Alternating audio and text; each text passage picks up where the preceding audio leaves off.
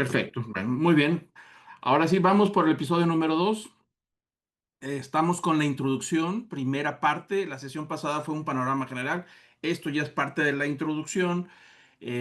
Como les he comentado anteriormente, la introducción nos puede llevar 2 o 3 sesiones más. Y la pregunta a veces es, ¿por qué tanta introducción? Bueno, porque la carta de Romanos amerita, nos exige que podamos ah, tener más conocimiento del entorno. Acordémonos que para una buena interpretación de la Biblia, entre más conozcamos un poquito del entorno, su historia, el ambiente, el lugar, todos esos detalles nos van a ayudar a entender bien las palabras del apóstol Pablo. Así es que por esa razón estamos dedicando un poco de tiempo, especialmente a la carta de Romanos. En otros libros de la Biblia que hemos estudiado no hemos hecho tanta introducción, pero en esta nos va a llevar un poquito más y creo que va a valer la pena, ¿no? Entonces vamos a ver hoy el tema de la ciudad de Roma, algunos datos nada más de inicio y parte de la vida del apóstol Pablo, también alguna cronología para irnos ubicando en qué parte, en qué momento de su vida él escribe esta carta al libro de los Romanos, ¿no? Entonces vamos con datos generales que vamos a tocar acerca de la estructura social, cómo está compuesta.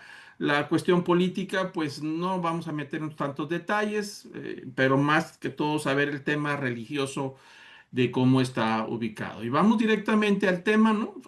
Como todos sabemos, Roma, fundada en el 753 antes de Cristo, pues era la capital y la sede del Imperio Romano en la época del apóstol Pablo y en los tiempos de Jesús. De hecho, los evangelios registran ciertas fechas. El nacimiento de Jesús va ligado totalmente al César.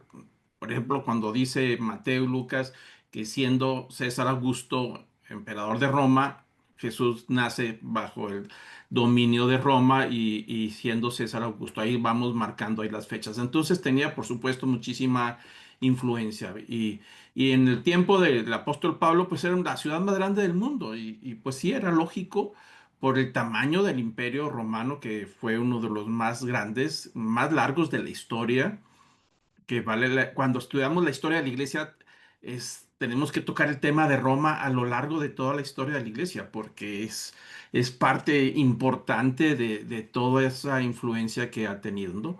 Entonces, la mayor parte de los historiadores creen que Roma tendría alrededor de 1 millón de habitantes en ese primer siglo, más o menos, ¿no? Y por supuesto, ciudades grandes como Roma, que desde el primer siglo tiene mucha población, pues la siguen teniendo, por supuesto, hasta el día de hoy, ¿no?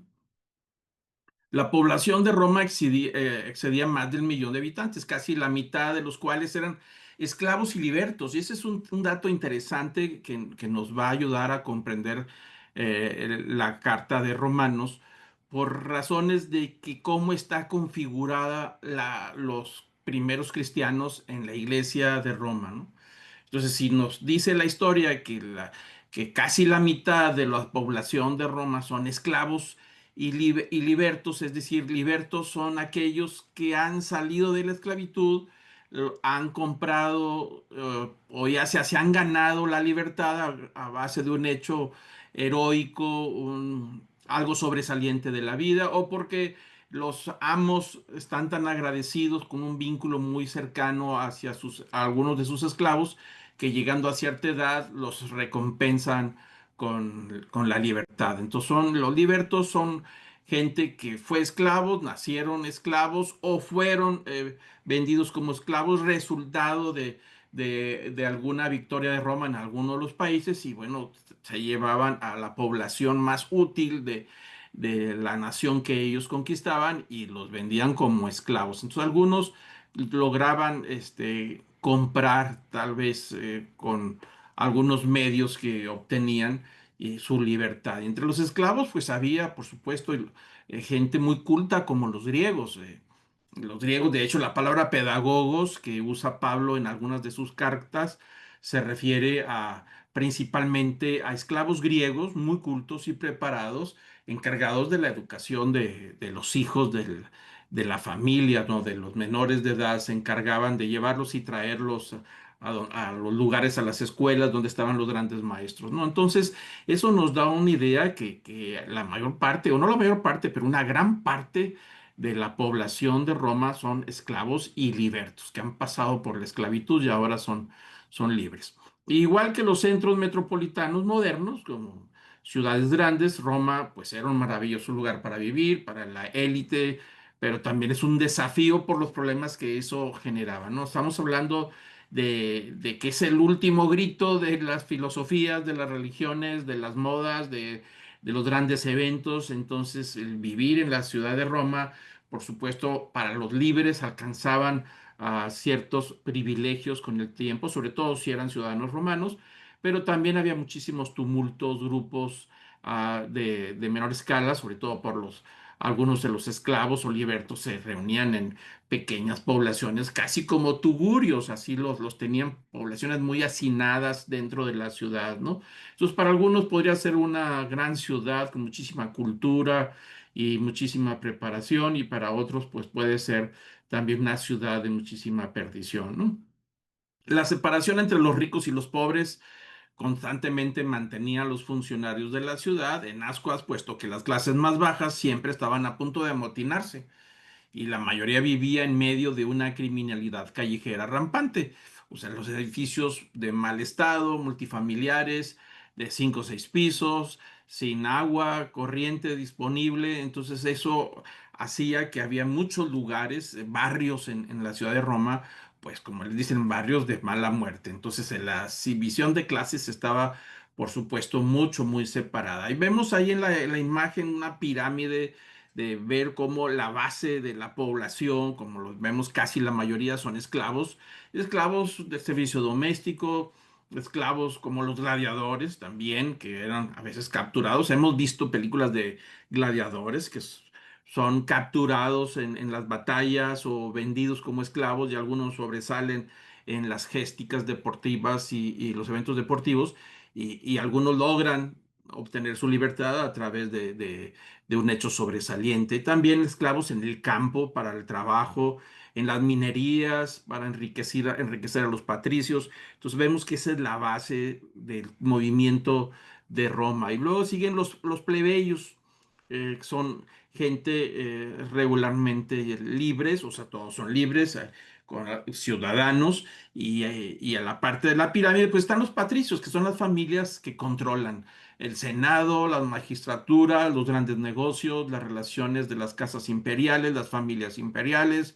Tienen vínculos muy fuertes, son gente gobernante que, aunque no necesariamente tengan un puesto ahí en el Senado o en la estructura política, pero son gente poderosa y les llaman patricios precisamente por la palabra, lo que denota de pater familias, que eran los que finalmente gobernaban o mantenían el rumbo de la ciudad de Roma. Y de ahí, pues por supuesto, pues salían los emperadores, los del Senado, magistrados y todo eso. Así más o menos podemos dividir a tres grupos la población de Roma. Esta gráfica nos va a dar una idea más clara de cómo estaba dividida la sociedad romana del siglo primero. En la escala más abajo social están los esclavos, es decir, gente que no es libre y que no son ciudadanos. Es decir, esta gente, como les comentaba, algunos llegan a ser esclavos porque son capturados en algunas de las batallas que el ejército romano va y gana a otros reinos, y se trae la población más preparada para que funjan como esclavos. Y otros nacieron siendo esclavos, es decir, de padres de esclavos, porque la ley no permite que un esclavo se case con una persona libre, tiene que casarse o al menos tener un vínculo con alguien que sea de su mismo estatus como una esclava. Y bueno, pues eso generaba su familia, sus hijos son esclavos perteneciente al amo de donde ellos sirven, ¿no? Pero no son ciudadanos, esos son los más abajo, como vemos ahorita, pues son parte de casi la mitad de la población, es de esclavos. Entonces, eso nos da una idea de cómo está los levantamientos constantes hacia los líderes de Roma, de una vida de esclavitud, por supuesto, insoportable. Y luego arriba de los esclavos están los niños y las mujeres, que son libres, pero no son ciudadanos. De hecho, el apóstol Pablo en algunas de sus cartas en Gálatas toca acerca del tema de los niños de la ciudadanía, es decir, cuando llegan a ser adultos.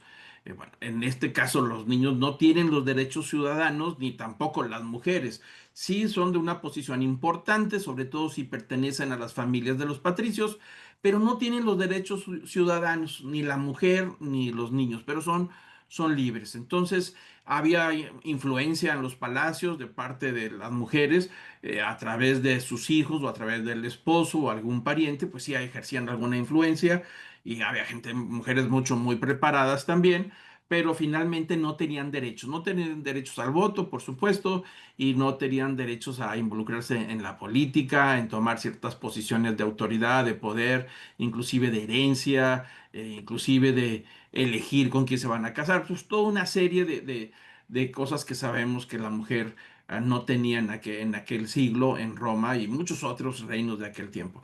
También estaban los que son los campesinos, que son básicamente gente libre o trabajadora, pero no son ciudadanos, es decir, son libres, pero no tienen la ciudadanía, no cuentan con los derechos, no pueden comprar la propiedad de la que ellos trabajan regularmente a través de convenios o a través de contratos con los dueños de la tierra, pues ellos podrían seguir trabajando en todas esas labores del campo, juntamente con esclavos, pero algunos eran libres, pero no eran ciudadanos, y la ciudadanía, por supuesto, era muy importante. Pero tenemos el tercer grupo de los que son libres, pero que son ciudadanos, es decir, el pueblo. El pueblo en general son aquellos que son libres, el pueblo de Roma son ciudadanos, nacieron con esa libertad y cuando llega la mayoría de edad, pues ya pueden tener su ciudadanía. Entonces ahí dentro de los tres grupos de ciudadanos romanos libres está la gente del pueblo, el grueso del pueblo que se dedica pues a cuestiones artesanales, diferente tipo de actividades y pues ellos tienen ciertas ventajas de derechos ciudadanos que no cuenta el resto de la población.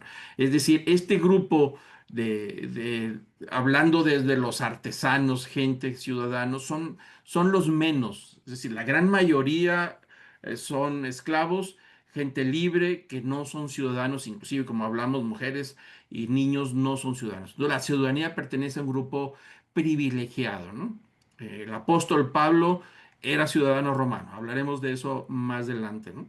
Entonces tenemos a la gente del pueblo y luego tenemos ya a la élite, que son los magistrados, los senadores, los grandes hombres importantes de los asuntos que dirigen Roma, son libres, son ciudadanos romanos, tienen derecho a ir escalando, por supuesto.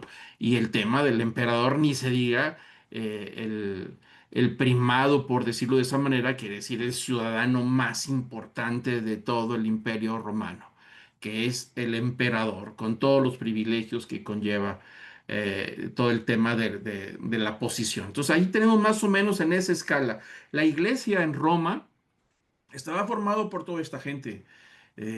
Estamos hablando al menos de la parte gentil, los que no eran judíos. Entonces había esclavos. De hecho, en el primer siglo muchos esclavos se convirtieron al cristianismo y sufrieron por haberse convertido al cristianismo. Vivían en familias y daban testimonios a sus patrones, a sus amos, mujeres, campesinos, de todo tipo. Inclusive el libro Romanos, lo vamos a ver cuando iniciemos el estudio, vamos a ver que algunas personas pertenecían, algunos de los cristianos formaban parte del círculo que está alrededor del emperador, parientes, parece que ahí hay un vínculo que asiste a la iglesia de Roma que parece ser como que sobrino, pariente del emperador. Entonces vemos que el cristianismo alcanzó todas estas posiciones en el primer siglo, va alcanzando a todo este estatus de la sociedad romana, que es algo que no había sucedido en su tiempo. Las religiones romanas y las paganas, por supuesto, no siempre permitían este tipo de acceso a esclavos o gente que no fuera ciudadano, ¿no? Pero en el caso del cristianismo va alcanzando a todos los niveles sociales y eso llama, por supuesto, mucho la atención, ¿no? Roma del primer siglo no era muy distinta, como lo comentamos, como las ciudades cosmopolitas como Nueva York de nuestro siglo presente, los barrios étnicos, o sea, se dividían en grupos de su etnicidad, o sea, de sus cosas que tenían en común, de los pueblos de donde venían, y hacían estos barrios que se convertían en pequeñas comunidades con sus propios gobiernos en esas comunidades. Y competían, por supuesto, por el dominio mientras mantenían una frágil paz entre ellos para evitar represalias de parte del gobierno. Entre ellos se buscaban cómo mantenerse unidos en una ciudad tan grande, tan cosmopolita, tan dividida en diferentes estatus. Entonces, las comunidades de todos estos grupos que venían de diferentes lugares del Imperio Romano, pues se mantenían en comunidad. Sabemos que los judíos tenían sus propias comunidades, se mantenían así en reunión. Entonces, en esas comunidades había muchas divisiones porque algunos de esos judíos se habían convertido al cristianismo y otros, por supuesto, no lo aceptaron, pero vivían en esa comunidad. Entonces, había judíos cristianos y judíos que no aceptaron a Jesús y lo rechazaron totalmente, ¿no? Pero bueno, eso lo veremos más adelante cuando llegue el momento. Entonces, pues sí, trataban de ellos gobernarse dentro de su propia comunidad. Y la gran diferencia entre los palacios o las casas gigantescas que tenían en las campiñas ahí en Roma, de todos esos privilegiados y los tugurios, plagado de cantidad de delitos, que como hablábamos es la mayor parte de la población de la ciudad de Roma, pues dejaban a la gente sin sus propios recursos, a como pudieran salir adelante y lo hacían buscando su propia raza y su propia identidad. Así estaban los grupos, como sucede actualmente en los Estados Unidos, ciudades grandes, la comunidad latina, el barrio chino, comunidad de los alemanes, las comunidades africanas o diferente trasfondo se van reuniendo para poder facilitar y sobrevivir unos a otros, ¿no? Pues eso sucedía ya desde el entonces en la ciudad de Roma. La vida, por supuesto, era difícil para todos, sobre todo si no contabas con ciudadanía y no podías salir de ese estatus de esclavo o de mujer que es libre pero no es ciudadana, no tiene ciertos derechos. A los niños, hijos de ciudadanos, pues con el tiempo se les quitaba el problema, ya estaban en edad adulta con sus derechos, pero aún así no era una vida fácil, era muy complicado vivir en Roma. Y para los cristianos, por supuesto, ni se diga, tanto judíos como gentiles, había muchísimos problemas, ¿no?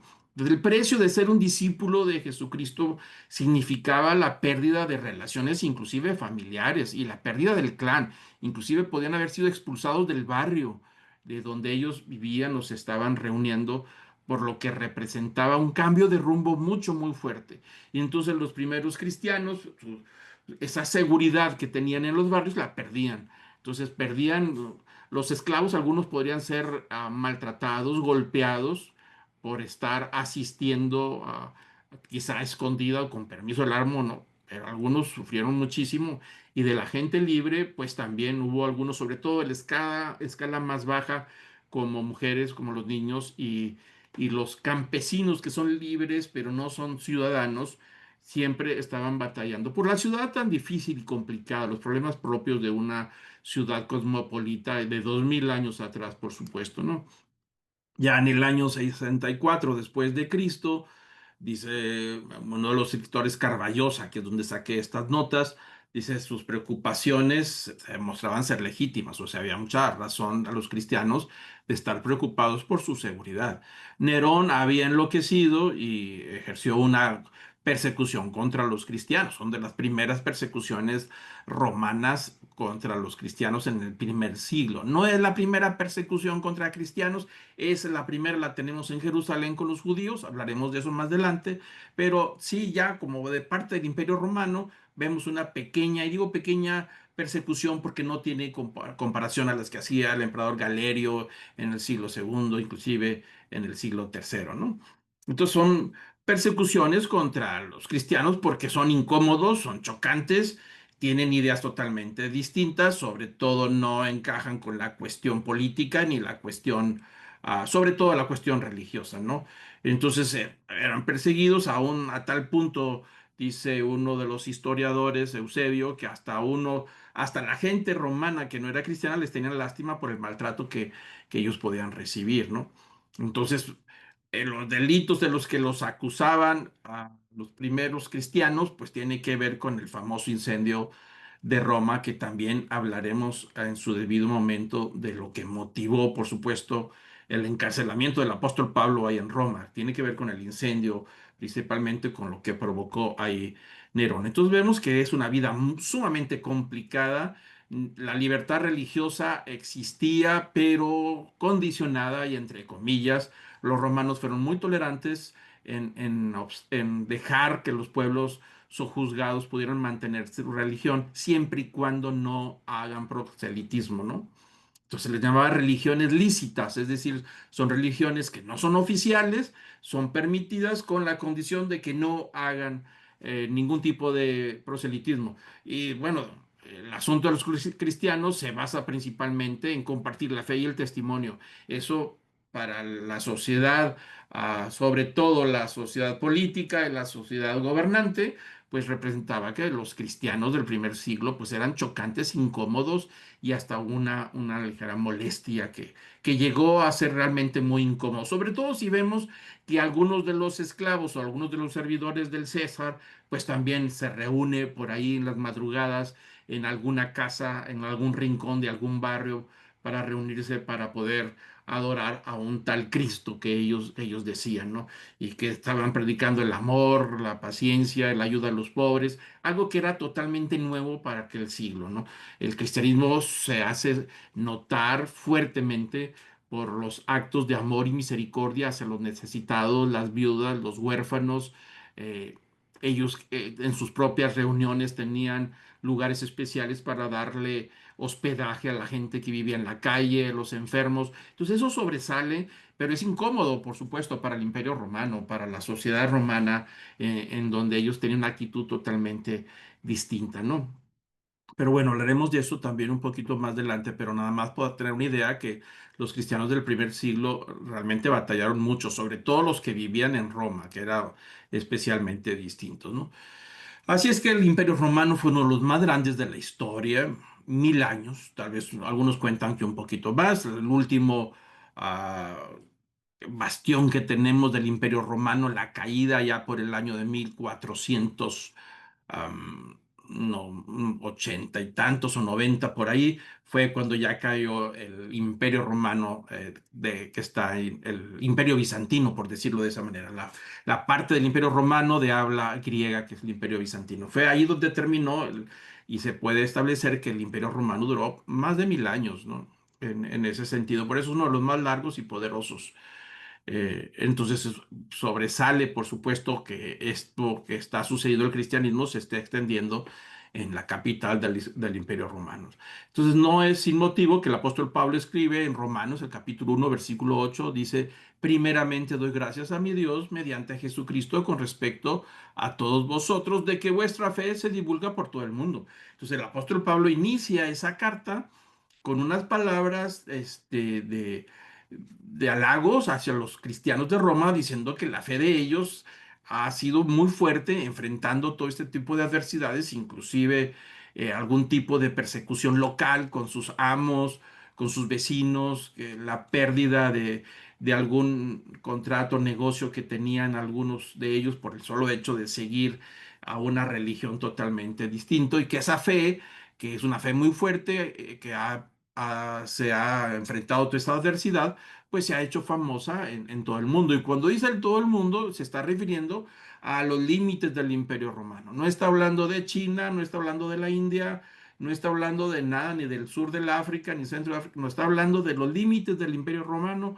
donde eso es lo que se entiende cuando dice por el mundo, al menos cuando el apóstol Pablo se está refiriendo ahí, se refiere a los límites del Imperio Romano y para entonces, para cuando escribe la carta, quiere decir que ya hay pequeñas comunidades de cristianos en los rincones del Imperio Romano, desde Egipto, Alejandría, el norte de África, Asia Menor, Grecia, y pues no se diga en toda lo que es Palestina o Israel, en todos esos rincones, en Arabia inclusive, pues ya hay por toda, inclusive el norte de Italia, ya hay pequeñas comunidades de cristianos por todo el Imperio Romano. Por eso sobresale el hecho de que la fe de los romanos es una fe sobresaliente, es una fe que vale la pena comentar, dice el apóstol Pablo, que le da gracias a Dios por el testimonio de estos romanos, ya sea judíos o gentiles, que han enfrentado una fe, su fe ha sobrevivido en un ambiente tan hostil para ellos, ¿no? Sobre todo peligroso, difícil, con todo lo que amerita en una ciudad tan cosmopolita, donde los derechos casi no existen, los derechos humanos no hay, más que los únicos derechos son los de ciudadanía, esos sí eran muy respetados, pero estaban muy limitados, por supuesto, para la gran mayoría, ¿no? Así es que todo lo que pasaba en el Roma, todo el mundo lo sabía. Siendo Dios muy estratégico, la iglesia en Roma y la carta a los romanos se revisten de una fundamental importancia en los eternos propósitos del Señor. Por eso la manera en que el apóstol Pablo escribe esta carta es una manera totalmente distinta a las demás cartas que él ha escrito y sobresale muchísimo la manera tan institucional que está escribiendo, tan sistemática, porque se está refiriendo a gente que tiene acceso a más preparación, como suele suceder en las grandes ciudades. La gente que vive, aunque estén en condiciones humildes, viven en grandes ciudades, pues están más preparados, tienen más cultura, tienen acceso a mucho más cosas que el resto del Imperio Romano. Por eso la Carta de los Romanos es muy estratégica en cuestión de toda una doctrina y una enseñanza que el apóstol Pablo va a redactar en esa famosa carta. Por eso vale la pena nosotros entender al grupo de cristianos que se reúnen en las casas, que es probable, que lo vamos a ver al detalle, es probable que esta iglesia de Roma esté en pequeñas casas que se reúnen entre la semana y seguramente el primer día de la semana se reúnen todos juntos en algún lugar, en alguna casa, porque no se reúnen en templos y hay entre la semana reuniones pequeñas, seguramente en diferentes casas, como el mismo apóstol Pablo lo diría en la carta de los Romanos, ¿no? Vamos a hablar un poquito del tema religioso, que es importante, al menos tener una idea de la religión romana. La religión romana es politeísta, integraba a los dioses griegos, es decir, que Roma lo que tenía de característica es que iba avanzando en la conquista de los pueblos, de las naciones, de los reinos, y a diferencia de otros conquistadores, ellos permitían que practicaran los conquistados su propia religión, inclusive las importaban. De los griegos importaron toda la religión griega y le cambiaron sus nombres, pusieron sus propios nombres. Zeus ahora se llama Júpiter y Venus, la diosa Diana, y así se va con Hermes, ahora es Marte, y así les va cambiando los nombres, pero se apropia de todas estas religiones, vamos a decir, paganas del imperio griego, pero también había muchísimas religiones locales, como les digo, importaban de religión de Persia, desde el último rincón de Babilonia, de donde ellos conquistaban y les parecía algo interesante. Inclusive venían con la gente que se llevaban cautivos a Roma para su servicio, para el servicio doméstico, para poder aprovecharlos como esclavos, pues venían con su propia religión y les permitían practicar su religión. Entonces había muchísimo y a Roma le gustaba ser el último grito de todo lo que pudiera parecerse a una religión. Entonces tenían religiones extranjeras muy populares y entre estas religiones había el imponente culto al emperador. Ese es algo que hay en Roma y ahorita lo vamos a comentar un poquito con más detalle, el culto al emperador, y es la intención de marcar las fidelidades al imperio romano. Todo ciudadano está obligado a practicar el culto al emperador a través de las religiones oficiales de Roma, ¿no? Que Roma tenía especialmente para eso. Así es que era una religión pública, es decir, es un deber civil, ciudadano romano, es un deber civil practicar la religión oficial, porque tiene que ver con la civilidad. Eres ciudadano romano y por lo tanto un buen cívico, un buen hombre civil, tiene que practicar la religión oficial de Roma, que estas religiones apuntaban al culto al emperador, ¿no? Pero aparte había las religiones privadas, esa es la religión pública, de los actos públicos, pero hay el culto privado de los hogares. Cada familia tenía sus propios hogares, los lares que le llamaban, es decir, la diosa de los lares, del hogar, encargada de todos los asuntos del hogar. Los que se encargaban de los antepasados, los manes. De hecho, había unas prácticas alrededor de Mayo donde ellos decían que estos dioses encargados de los antepasados, de sus propios antepasados, venían y los visitaban durante esas fiestas que tenían en el mes de mayo, que venían sus antepasados y sus dioses protectores. Entonces de ahí viene también el culto a los muertos que se fue exportando y se fue metiendo poco a poco en la vida cristiana, pero eso forma parte de la religión doméstica que formaba parte principalmente de los lares, que es el del hogar, la despensa, que son los dioses, los penates que se les conocía, es decir, son los dioses de la provisión, y la protección de los dioses del pasado, que también se les daba culto. Cada familia tenía esos grupos de divinidades, sus propios altares domésticos, sus nichos en las paredes y practicaban todos los ritos necesarios para mantener las divinidades domésticas dentro de la familia y se heredaban, por supuesto, también todas estas divinidades. El cristianismo surge en un ambiente así y por supuesto entra en conflicto con todas estas tradiciones romanas y con mayor razón el culto al imperio, al César y al politeísmo. Eso fue uno de los principales golpes pues más duros para el imperio romano y que ejerció muchísima presión a los primeros cristianos, sobre todo al encuentro de ser ya cristiano, seguidor, discípulo de Jesús. Pues ahí ya empieza a cambiar las cosas en los hogares, en las familias, inclusive en los palacios de imperiales. Ahí empiezan las luchas y toda la culpa, pues por supuesto, la tienen los cristianos, porque las demás religiones no demandaban ningún tipo de exclusividad, ¿no?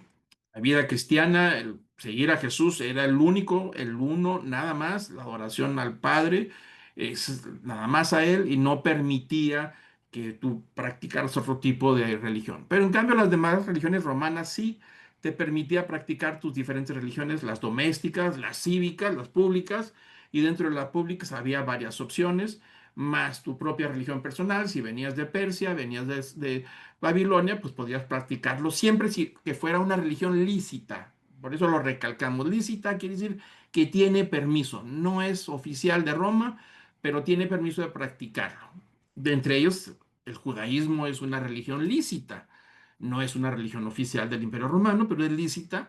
Quiere decir que los judíos que vivían en Roma, que habían, ya sea que fueron llevados de esclavos, porque fueron llevados de esclavos, un grupo grande de judíos en los tiempos de los primeros emperadores, y después obtuvieron su libertad, pues se les permitía reunirse en sinagogas y practicar sus leyes, su práctica religiosa, ¿no? Y era una religión lícita. El cristianismo pasa por un filtro distinto. Al principio creen que los judíos y los cristianos son los mismos, precisamente porque los primeros cristianos son judíos, pero con el tiempo va notando que es algo distinto cuando entran los gentiles también a las conversiones, y ahí tiene un trato diferente.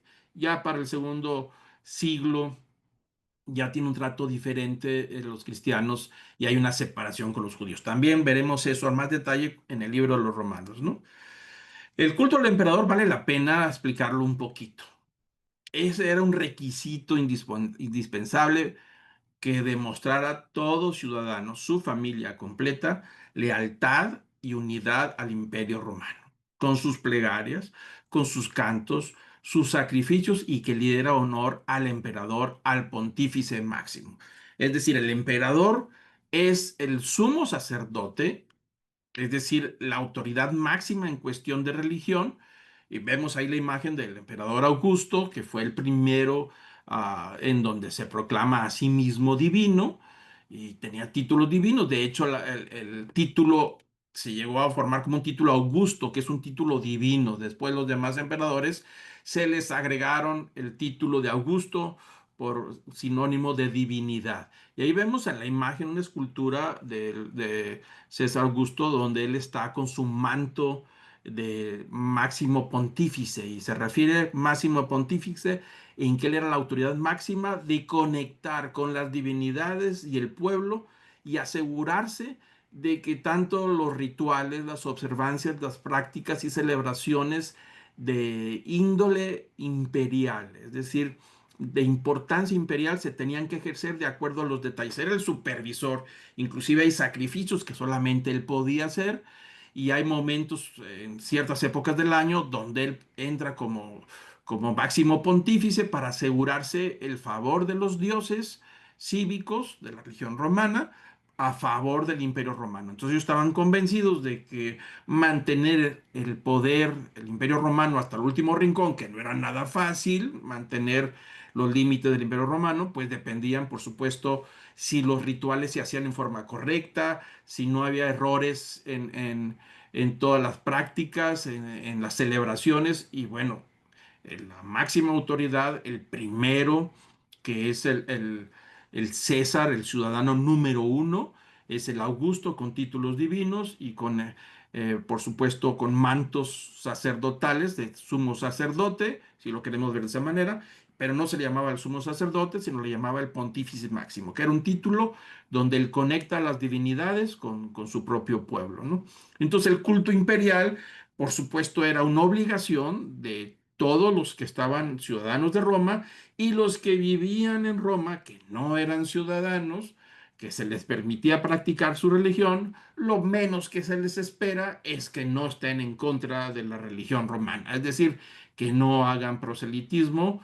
Y bueno, por supuesto, el cristianismo, los primeros cristianos, si algo empezaron a hacer es compartir la fe, y siempre lo vieron como un atentado contra la figura del emperador, porque los primeros cristianos no hacían el sacrificio. De hecho, las primeras persecuciones tienen que ver con exigirles a los cristianos que practiquen ciertos sacrificios el día de la celebración del pontífice máximo. Ese día había que hacer un sacrificio al emperador para poder demostrar su lealtad, su fidelidad al imperio romano, ¿no? Entonces, el culto al emperador es una figura muy fuerte en Roma que todos tienen que respetar. Si no son ciudadanos, que es la obligación, sí es obligación el respeto y la honra. Si no practican los sacrificios, cuando menos que los mantengan en honra. Claro que muchos que no eran ciudadanos romanos también hacían sacrificios y practicaban todos estos honores divinos al emperador por razones de estar bien con la sociedad romana, ¿no? Y que por otro lado las religiones paganas con las que ellos venían desde sus propias naciones les permitía practicar dos, tres religiones. De hecho, era muy común que alguien tendría practicando diferentes divinidades, diferentes templos y diferentes servicios. Eso no pedía exclusividad. Así es que para la gran mayoría que no era ciudadano, podía darse el lujo de cumplir públicamente para que los vean que eran pues gente agradecida con el sistema romano. No eran ciudadanos, pero al menos se les veía con esa gratitud de gracias al César tenemos paz. La famosa Pax Romana, pues se debía principalmente hacia el pontífice máximo, el Augusto, hacía su trabajo como sumo sacerdote entre los dioses y el pueblo, ¿no? Rápidamente hablamos, había, como les digo, muchas religiones, muchos dioses politeístas, pero sobresalen algunos que vale la pena comentar así rápidamente. Son las más dominantes. Hay otras, pero no tenemos tiempo para hablar tanto de la religión romana, ¿no? Una de las más famosas y que era muy popular era el culto al dios Mitra. El dios Mitra o mitraico es una religión secreta, mistérica que les llaman. Había varias religiones de misterios. Quiere decir que las personas que ingresaban en secrecía. Eran públicas en el sentido de que todo el mundo sabía que estaban ahí, pero para entrar había una serie de iniciaciones y una vez entrando, pues tenías el privilegio de tener los conocimientos y las prácticas que solamente los iniciados participaban, ¿no? Algo así como lo que se ve a veces entre los masones, que solamente los que están miembros de la masonería saben lo que sucede adentro, ¿no? Y que tienen que pasar por una serie de grados. Bueno, el culto mistérico de Mitra es una religión importada de Persia, tiene todos sus elementos y este culto mistérico está asociado a la luna, al sol inclusive. y siempre se representaba por Mitra, con un gorrito que lo ven ustedes ahí en la imagen, siempre aparece ahí en las imágenes de Mitra. Por eso se le llama Mitra al Cerro de las Mitras, aquí en Monterrey. No sé si ustedes han visto el Cerro de las Mitras. Una de esas puntitas es un chopito parecido al gorrito que trae aquí en la imagen, ¿no? Está sacrificando un toro. Hay un perro que está lamiendo la sangre y una serpiente que representa la sabiduría, el gnosticismo, el conocimiento secreto. Y entonces derramaban esa sangre. El iniciador, cuando quería entrar a formar parte de la religión mitraica, tiene que pasar por esa iniciación. Arriba sacrificaban un toro, derramaban la sangre y los iniciados pasaban por ese túnel con esa reja donde dejaba caer la sangre y eran bautizados, por decirlo de esa manera, en sangre. Esa es la manera de iniciar. Entonces, siempre que vemos a Mitra, lo vamos a ver sacrificando un toro, vemos una serpiente, que significa la sabiduría, la sofía de los conocimientos secretos, y por supuesto el perro que está lamiendo la sangre como parte de esa vida, ¿no? Y representa el sol y la luna, son muy populares. Era mucho, muy popular entre el ejército romano. La gran mayoría del ejército romano, que muchos de ellos eran contratados, no eran ciudadanos romanos, algunos quizá, pero eran gente contratada. El ejército romano, pues venían de otras naciones, vivían en Roma, en diferentes lugares, pero casi todos se pertenecían al grupo de la religión de Mitra, secreta. Entonces, por eso lo hizo una religión grande. Duró casi 4 o 5 siglos hasta que el emperador Teodosio, allá por el año 480, pues ya lo prohibió. Dijo que estaba prohibido ya la religión al dios Mitra y fue erradicado del Imperio Romano al menos, ¿no?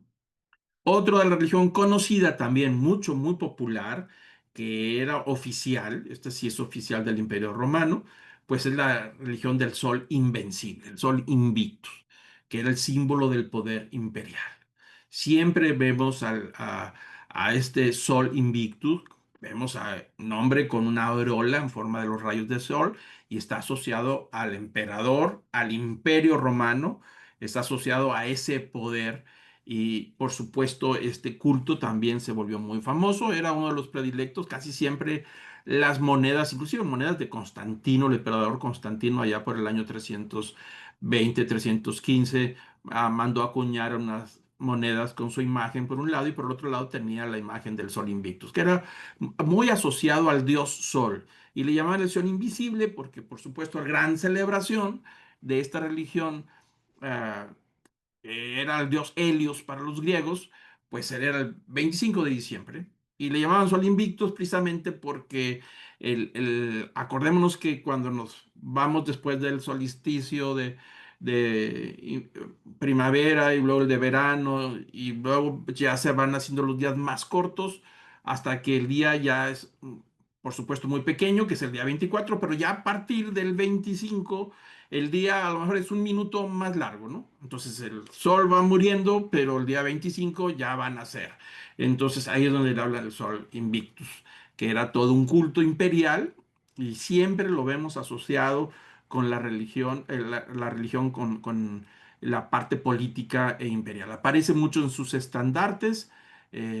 Toda esa parte que fue, por supuesto, una religión oficial. Este sí es una religión oficial, es una religión cívica donde muchos participaban en los sacrificios del Sol Invictus. Si no participaban, pues se veía mal como ciudadanos, ¿no? Y tenemos otra también que fue mucho, muy popular, es el culto a la diosa Vesta. La diosa Vesta, una divinidad encargada del fuego sagrado de Roma. Inclusive hay un templo todavía en las ruinas romanas que todavía se pueden ver, en círculos, templos circulares con columnas alrededor de todo el templo, redondos, y en el centro pues estaba un altar y un fuego sagrado que había que mantenerse vivo todo el tiempo. Eso no se podía apagar de ninguna manera porque era el favor de la diosa Vesta y que tenía que ver también con el poder de Roma. Era una religión oficial y las encargadas de mantener este culto vivo, este fuego vivo, pues son las vírgenes vestales. Muy famosas las vírgenes vestales.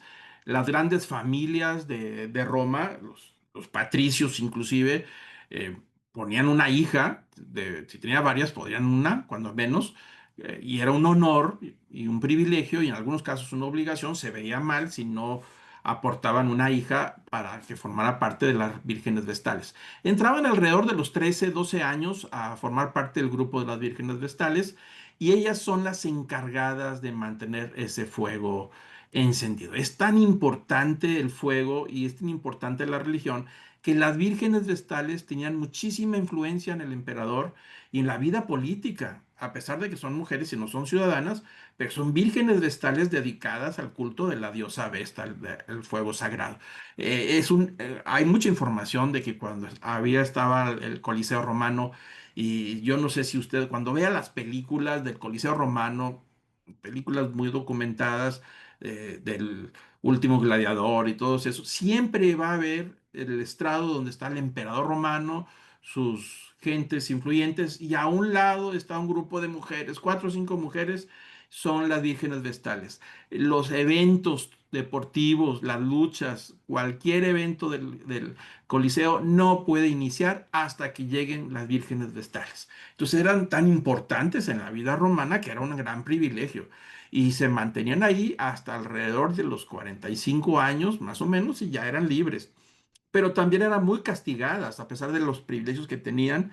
Si algunas de las vírgenes en turno, porque se turnaban estas sacerdotisas, estas vírgenes, en cuidar el fuego, si algunas de estas vírgenes en turno se les apagaba el fuego, pues ellas eran sepultadas vivas. Ese era el castigo.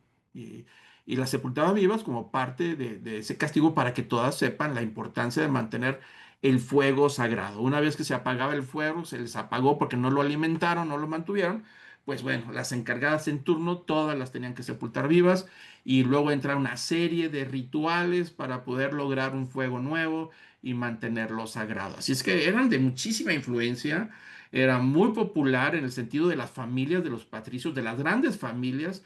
Una hija que formara parte de este grupo, pues era un gran privilegio, pero también, por supuesto, tenía un gran costo, ¿no? Y entonces estaba vamos a decir, la jefa de todas ellas, como la sacerdotisa principal, y estaba a la par, por decirlo así, en un nivel quizá más abajo, pero de influencia con el emperador romano. Entonces, la mujer que era la jefa, la sacerdotisa principal de todas ellas, mantenía, por supuesto, vínculos de muchísima influencia, tiene muchísimo poder este grupo de las vírgenes vestales. Todavía se conserva en las ruinas de Roma actualmente. Ahí se ve el templo a la diosa Vesta, ¿no? Entonces ahí tenemos tres. Yo puse solamente tres por no dedicar tanto tiempo a este tema de la religión romana, que es mucho más alto. Cuando digo más amplio, cuando veamos, si entremos a la historia de la iglesia de los primeros 3 siglos, pues ahí sí le vamos a dedicar más tiempo a estos temas. Pero ahí ya tenemos más o menos una idea de la religión romana. Vamos rápidamente al tema del apóstol Pablo, hablar un poquito de él, su tiempo. No vamos a alcanzar a ver las cartas, los vamos a ver después, al menos comentar algunos detalles. Pero hablar del apóstol Pablo, pues es todo un personaje sobresaliente. Algunos dicen que él fue el que marcó el rumbo del cristianismo por encima de los demás apóstoles. Enigmático, multifacético por su gran preparación. Es, por supuesto, muy interesante todo lo que dejó en sus escritos, al cristianismo, su vida, su obra, y la manera en que él pensaba permitió explicar misterios de la vida cristiana que los demás apóstoles no lo hicieron, ¿no? Entonces él tuvo una gran revelación, lo dice en algunas de sus cartas, que fue transportado en su espíritu, y Dios le reveló muchos misterios y los puso en papel, es decir, los escribe y lo pone en palabras prácticas para poder entender los misterios de la salvación, el misterio del reino de Dios, que aunque son palabras prácticas para aquellos años, a nosotros nos resultan difíciles porque han pasado 2000 años. Y obviamente escrito en un idioma griego, un idioma koiné, que es el griego popular de los mercados. No es el griego culto, pero él tiene ese llamado importante. Entonces es importante conocer pues su obra, sus cartas, los viajes misioneros y cómo pensaba. Eso nos ayuda a entender cómo poder interpretar sus cartas. Si alguien desea acercarse al pensamiento del apóstol Pablo de una manera más profunda, por supuesto tiene que investigar pues toda su vida, sus viajes misioneros, sus cartas, para poder ir entendiendo toda su enseñanza. Nosotros vamos a hablar un poquito de él porque nos interesa conocer las partes más importantes del apóstol Pablo en la carta de los romanos. Así que toda esta enseñanza que él nos deja, una enseñanza teológica, es parte o inicia en el camino a Damasco, es decir, en un momento muy importante para él, que va persiguiendo a los cristianos, los primeros cristianos, y ahí tiene un encuentro con Jesús y a partir de ahí su vida cambió. Fue una revolución y este hombre, Dios le da un llamado especial de llevar el evangelio a los gentiles. Un hombre que era fariseo de fariseos, ¿no? Es decir, lo más recalcitrante conservadurismo judío que había. Tan es así que él pensaba que hacía una obra buena el ir a perseguir a los primeros cristianos. Fue precisamente en ese camino a Damasco persiguiendo cristianos que tiene un encuentro con Jesús y Jesús lo toca, lo transforma totalmente en una persona totalmente distinta. Entonces, cualquier enseñanza que se discuta de sus escritos tiene que verlo desde el punto de vista, desde su conversión de quién era él antes. El celo que tenía por llevar el llamado, la visión que Dios le había dado y todo lo que tenía que enfrentar, por supuesto que muchos torcían la verdad del Evangelio. O sea, el primer siglo, pues no había el acceso a la información como la tenemos ahora. Entonces había enseñanzas equivocadas de Jesús, enseñanzas equivocadas de la salvación, malinterpretaciones. Eran pocos los discípulos que se repartieron en diferentes lugares para llevar el Evangelio. Entonces eso tergiversó muchísimo la enseñanza de Jesús en algunos lugares, no en todos lados. Entonces él se hace a la tarea de explicar y enderezar y ordenar y sistematizar toda la doctrina de Jesucristo en sus cartas. Por eso es sumamente importante el apóstol Pablo con sus explicaciones, ¿no? De su infancia y juventud no tenemos mucha información. El libro de los Hechos no nos dan muchos detalles de su formación, solamente llaman la atención al momento de su conversión. Sabemos que era un ciudadano romano y ese es un privilegio que él tiene, que fue sorpresa para muchos en su tiempo, que él, cristiano, predicador, misionero, defensor de la doctrina de Jesucristo, fuera un ciudadano romano. Y fue formado en la cultura griega. Desde pequeño estaba expuesto al helenismo, a la filosofía griega. Nació en la ciudad de Tarso, actualmente Turquía, el sur de Turquía, ese es el lugar de nacimiento.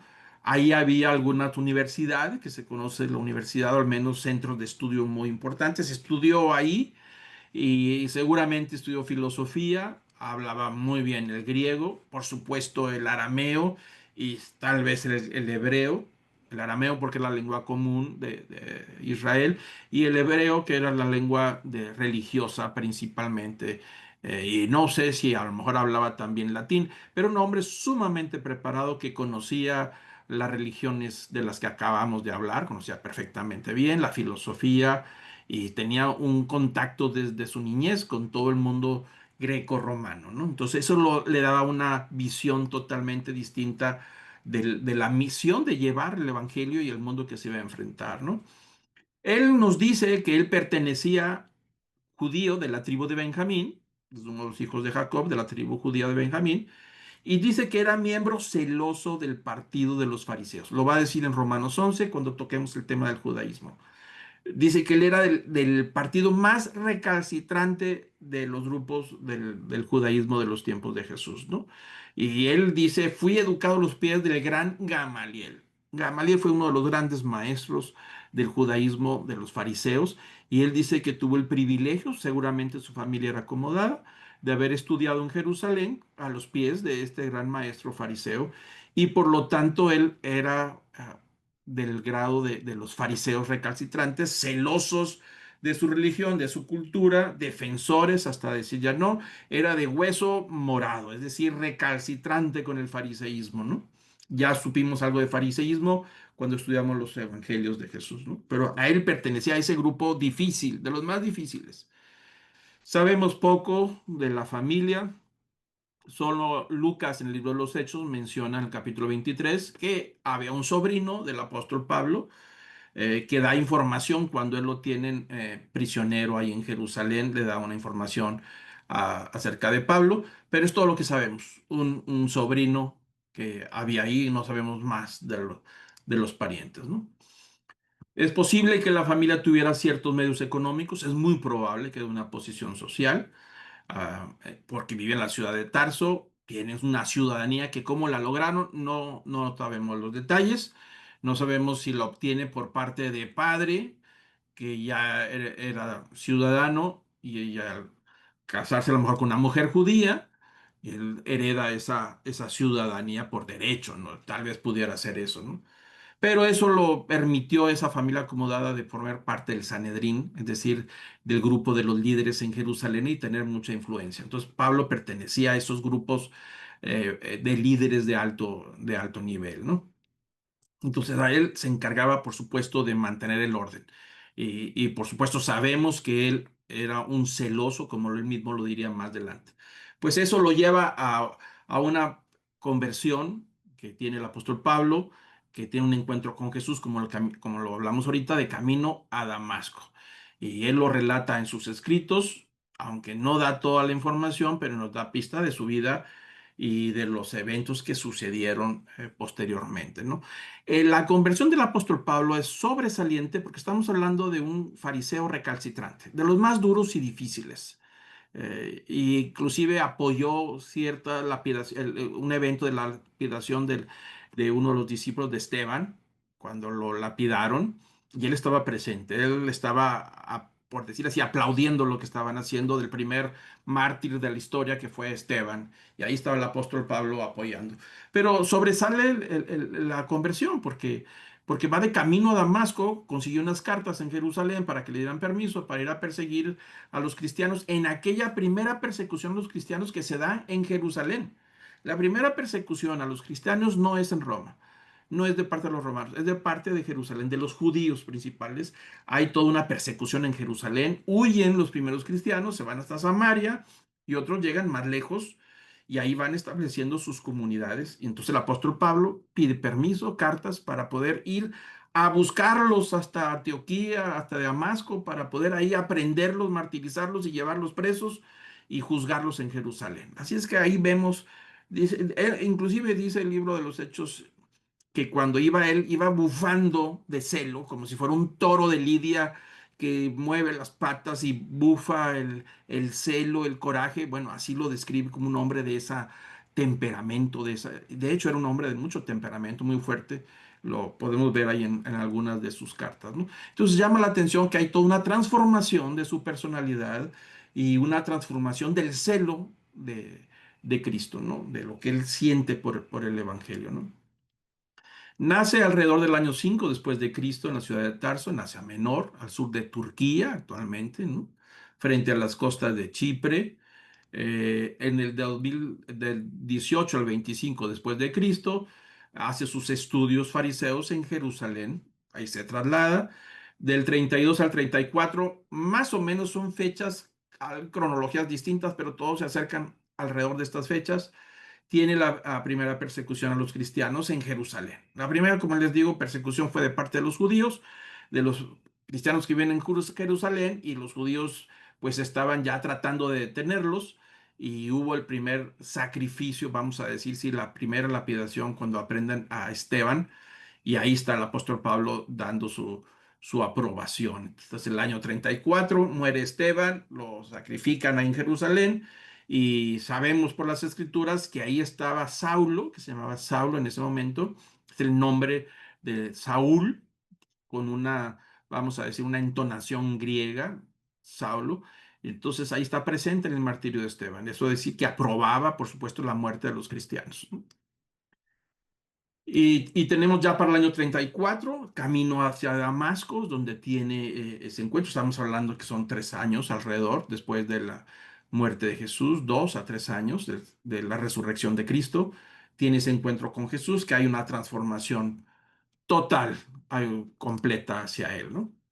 Después de ese encuentro que tiene con Jesús, que queda ciego, después de toparse en ese encuentro con Jesús, no puede ver por una gran luz que lo deja ciego, lo llevan a como pueden a la ciudad de Damasco. Ahí le dice el Espíritu que vaya a buscar en la calle fulana a un tal hombre que lo va a recibir, y ya lo estaban esperando, y ahí oran por él y recobra la vista. Entonces fue toda una transformación la gente asustada ahí en Damasco, porque el gran perseguidor de los cristianos ahora está en la casa de alguno de los líderes de los cristianos ahí en Damasco, ¿no? Entonces no podían creer lo que estaba sucediendo. Él está totalmente sacudido por lo que le ha pasado de encontrarse con Jesucristo. Cuando le dice, que le dice, ¿quién eres tú? Le dice Pablo cuando cae al suelo cegado por la gran luz, dijo, yo soy a quien persigues, yo soy Jesús de Nazaret. Y entonces ahí hay todo un encuentro con Jesús que él defendería, por supuesto, más adelante. Después de ahí se va hacia el sur, hacia Arabia, actualmente Jordania, donde la región de los Nabateos, donde está Petra, la famosa Petra, si algunos conocen esa ciudad antigua, pues en esa zona y el apóstol Pablo se fue por 3 años, alrededor de 3 años, tal vez reflexionando todo lo que había pasado, de una transformación de vida, de ya no ser perseguidor de los cristianos, ahora con este encuentro de Jesús, ¿qué voy a hacer? Y pues bueno, en el año 43 se va hacia Antioquía de Siria, es decir, en lo que es actualmente Siria, a la ciudad de Antioquía, ahí hay un grupo de cristianos, ahí se establece, empieza a ser discipulado, aprendiendo de la vida de Jesús a través de otros que habían huido, de los cuales también él iba persiguiendo. Ahora son sus maestros, son gente que lo guía y lo enseña de la nueva vida en Cristo ahora, ¿no? Alrededor del 43 al 44, él empieza a hacer viajes a Jerusalén desde Antioquía. Va y viene a Jerusalén porque ahí están los líderes principales también. Está Santiago, el apóstol Santiago o Jacob, ahí en Jerusalén, y hace algunos viajes precisamente como parte de su instrucción. En el año 43 al 44 empieza a hacer viajes a Jerusalén por causa de una hambruna. Hubo una hambruna muy fuerte después de la muerte de Herodes, eh, Herodes Antipas, me parece, o Agripa. Y hay una hambruna muy fuerte y empieza el apóstol Pablo a hacer unas colectas en las comunidades cristianas cerca de Antioquía, al sur de Turquía, como le comento, y Siria. Y esas ofrendas que va recolectando las lleva a Jerusalén para ayudar a los cristianos que estaban allá en la comunidad cristiana, ayudarlos en apoyarlos por causa de la hambruna. Así es que hizo varios viajes alrededor del 43-44. En el 46 al 48 hace su primer viaje misionero. Ya ha madurado poco, ya tiene algunas revelaciones y él se hace a la tarea y dice, ¿por qué no vamos y llevamos el evangelio a las ciudades de Asia, es decir, el sur de Turquía? Y empiezan a hacer su primer viaje, visitan Chipre, Konya, que todavía existen esas ciudades, eh, Adana, que todavía están allá, son actualmente, hace su primer viaje misionero, visitando, predicando, llegaban a las sinagogas y hizo su primer viaje del 46 al 48. Tal vez duró un año y medio en ese viaje. Después viene un concilio en el 49-50 de un problema en Jerusalén entre los apóstoles. El primer concilio apostólico que se da en Jerusalén. Es decir, la primera reunión de los líderes de la iglesia para tratar un tema. ¿Qué es lo que estaba pasando? Pues lo que estaba pasando es que la evangelización se estaba extendiendo y Pablo había llevado informes donde gentiles, es decir, que no eran judíos, se estaban convirtiendo al cristianismo, seguidores de Jesús.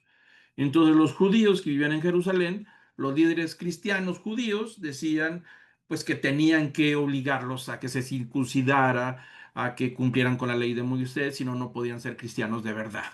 ¿Por qué? Porque pues, los primeros cristianos eran judíos, todavía seguían practicando la ley de Moisés. Pero ellos llegaron a ese conflicto. ¿Qué hacemos con los que no son judíos?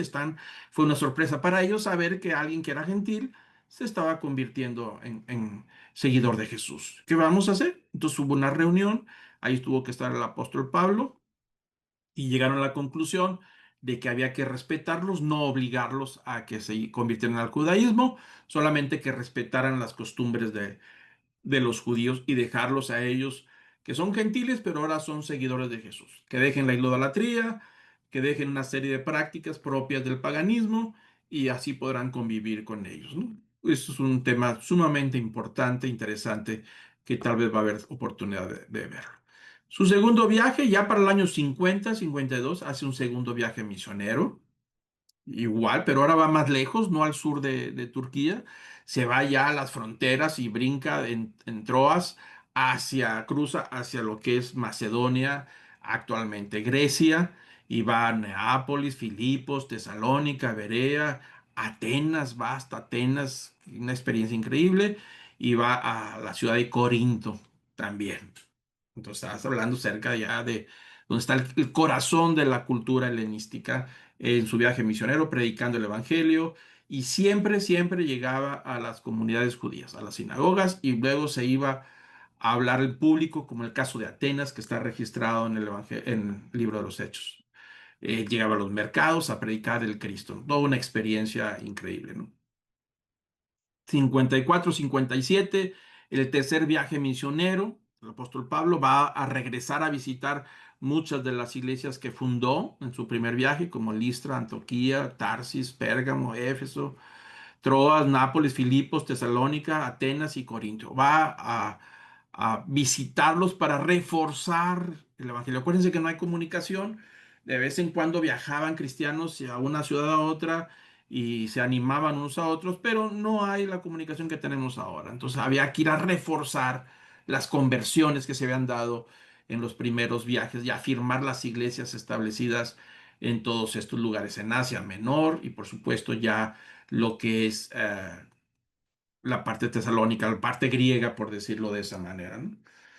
Y es precisamente al final de su viaje, tercer viaje misionero, en que él está en la ciudad de Corinto y desde ahí escribe la carta a los romanos, al final del viaje, el año 54, 57, por ahí pudo haber sido, ya para regresarse a Jerusalén, pues ahí en su tercer viaje escribe esa carta con la intención, les dice a los romanos que quiere ir a visitarlos. No los había visitado, Pablo hasta ese momento no ha visitado Roma, conoce a algunos de los que asisten a la iglesia de Roma, algunos conocidos de él, lo vemos porque manda a saludar en la carta a varios conocidos, pero él nunca los ha visitado. Entonces, en la carta inicia su carta diciendo que tiene intenciones de ir a visitarlos, pero por lo pronto ahí les va la carta como un anticipo de las cosas que va a tratar con ellos para llevarlos a una mayor madurez, porque había muchos conflictos en Roma, en la iglesia de Roma, entonces él escribe esa carta con la intención de poner en orden la enseñanza de Jesucristo y llevarlos a una mayor madurez. Entonces le escribe desde el último rincón ahí de Corinto para llevar la carta a los romanos, ¿no? Y bueno, por supuesto, el apóstol Pablo, cuando regresa de su tercer viaje y llega a Jerusalén, pues ahí lo están esperando. En el año 57 lo están esperando para arrestarlo. Lo arrestan en Jerusalén, incitado por los líderes judíos que le acusaban de que estaba predicando en contra del templo, inclusive que habían metido a un gentil al templo, algo que estaba prohibido. Y en el caso de Lucas, que era el ayudante de Pablo, lo estaban acusando de que había profanado el templo y que hablaba en contra del templo. Entonces los romanos, para quitarse el problema, pues lo arrestan y lo arrestan ahí en Jerusalén y después lo llevan a arrestar ahí en Cesarea Marítima, no es Cesarea de Filipo, ahí cerca del mar, Cesarea Marítima. Ahí estuvo 2 años ahí en la cárcel, en Cesarea.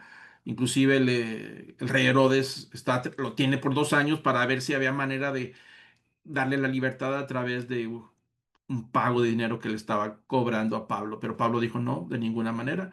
Y entonces lo empiezan a golpear y entonces el apóstol Pablo le dice a estos miembros de la guardia romana, dice, ¿por qué me golpeas? ¿Te está permitido que golpees a un ciudadano romano? Entonces ellos se asustan, dice, ¿cómo que eres ciudadano romano? Sí, señor. ¿Compraste la ciudadanía? No, no, no. Yo nací siendo ciudadano romano. Entonces se sorprenden tanto porque estaba prohibido en la ley romana a los ciudadanos, de los derechos que hablábamos ahorita, que a un ciudadano romano lo golpearan si no había un juicio. Entonces él exige dentro de sus derechos, dice, ya tenía 2 años ahí, exijo ver al César, es decir, apelo al César por mi causa. Y ese es un derecho romano. No podían decirle que no. Cualquier ciudadano que iba a ser juzgado tenía la libertad de exigir un magistrado, una autoridad mucho superior. Y él exige y apela al César. Y lo ve como una oportunidad de ir a predicar el Evangelio al César. Lo ve en los capítulos finales del libro de los Hechos, ¿no? Entonces no les queda otra más que sujetarse a la autoridad. Y Pablo, en el año 59 a 61 se lo llevan prisionero a Roma.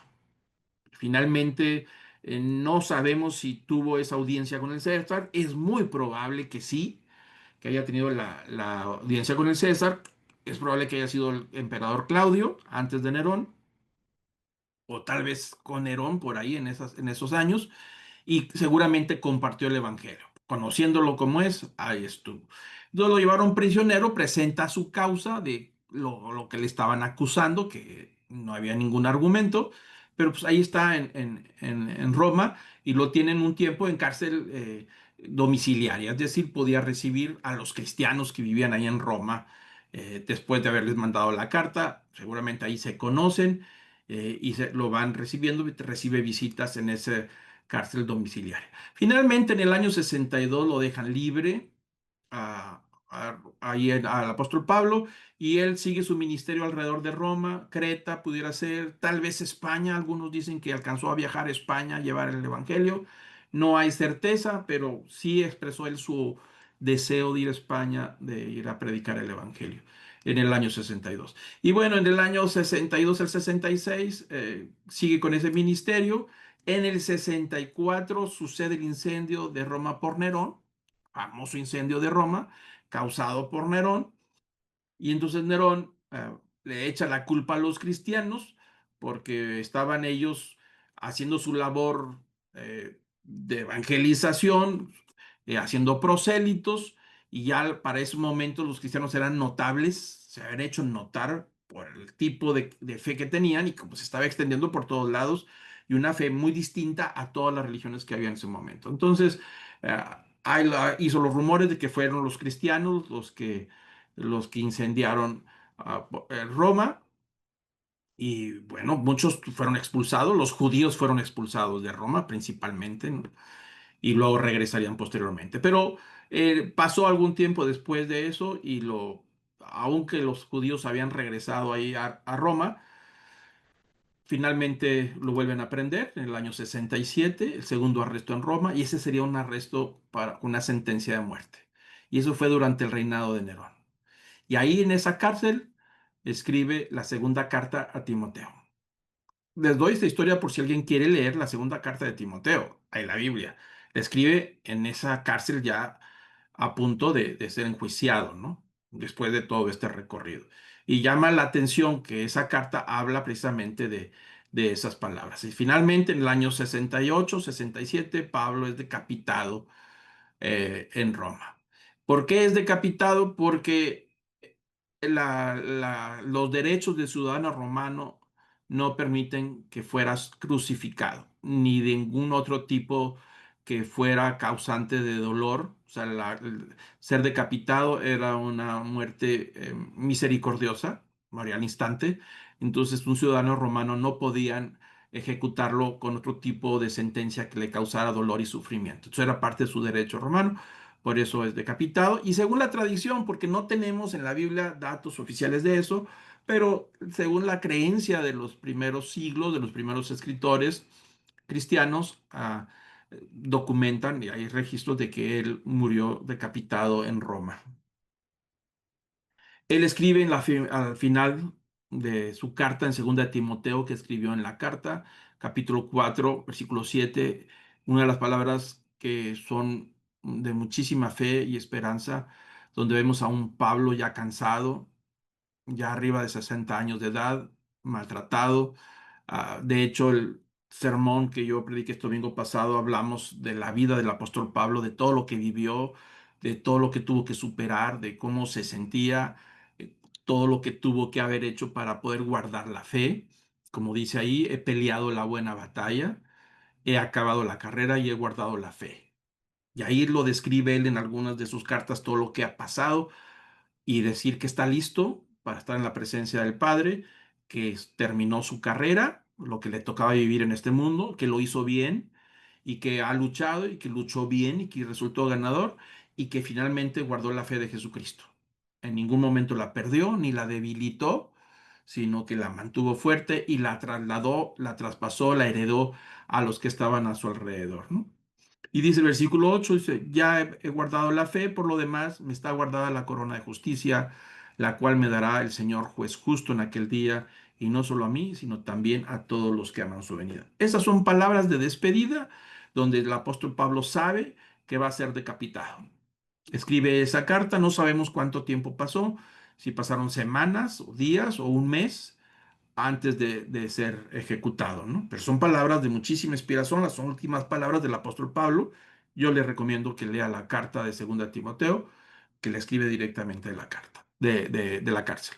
Entonces yo voy a terminar ahorita con un video que no sé si se logre escuchar y se logre ver, que creo que vale la pena, ¿no? Pablo, como misionero, fue incansable. Su fe y sus convicciones lo llevaron hasta el propio palacio del César, ofrendando su vida por causa del Evangelio. Nos deja una vida de ejemplo, sus escritos con una teología, los cuales siempre se están usando en referencia y guía para la iglesia y construyendo las vidas cristianas. Pablo nunca pensó que sus cartas fueran a formar parte del canon de la iglesia cuando se elaboró en el año 397 y su conducta y enseñanza y ética de la vida cristiana y predicación del Evangelio son constantemente en su casa. Sus viajes misioneros abarcan más de 15.000 kilómetros de viaje a lo largo de sus viajes misioneros, ¿no? Entonces, como vale la pena que lea, si ve el sermón de este domingo, si lo escucha, pues ahí vamos a hablar de lo que el apóstol Pablo vivió, de todos sus obstáculos, de todo lo que tuvo que vencer y cómo tuvo que proteger la fe en todos esos 15.000 kilómetros de viaje que tuvo, ¿no? Es una persona ejemplar. Creo que valía la pena hablar un poquito de él antes de entrar a la carta para conocer el corazón del apóstol Pablo y con qué intención escribe lo que escribe y con qué corazón escribe cuando hay momentos difíciles en la carta que se turnan ahí dolorosos para él, pues ahí podemos entender más de lo que había ahí en su corazón. Voy a pedir que cierre sus ojos para terminar. Amado Padre, Señor, gracias una vez más de permitirnos, Señor, estar frente a esta palabra, de tener el privilegio de tener en nuestras manos documentos tan valiosos que inspiraron la vida de muchos cristianos que lucharon desde que siguieron tus pasos contra el mundo que les tocó vivir en su tiempo. Gracias por el ejemplo del apóstol Pablo, de su incansable fe, su fortaleza, de ser fiel a un llamado que tú le diste. Gracias, Señor, por esta palabra escrita que nos ha llegado hasta nuestros días, que es inspiración del trono tuyo, tu palabra y tu enseñanza. Padre, que podamos valorar el privilegio de tener acceso a esta palabra bendita, que podamos, Señor, vivir con fidelidad tuya, dando testimonio en todo tiempo y compartiendo la fe. Que podamos superar los obstáculos, proteger nuestra fe, guardarla, fortalecerla, aumentarla y heredarla a las siguientes generaciones. Te pido, Señor, que tu Espíritu Santo nos guíe en este estudio y que podamos sacar provecho de cada una de esas palabras del apóstol Pablo y que esas palabras puedan ser luz a nuestro corazón y que traigan claridad, inspiración y ánimo y fortaleza de mantener la vida cristiana fiel hasta que el día que lleguemos a tu presencia. Gracias, Señor, te damos por el testimonio de los apóstoles, testimonio de muchos hombres y mujeres a lo largo de la historia, por el testimonio de hombres y mujeres en nuestro tiempo presente que han dejado todo, Señor, para seguir predicando esta fe y de poder transmitirla en forma madura a la siguiente generación. Recibe, Señor, tú el honor, el poder y la majestad por los siglos de los siglos. Amén.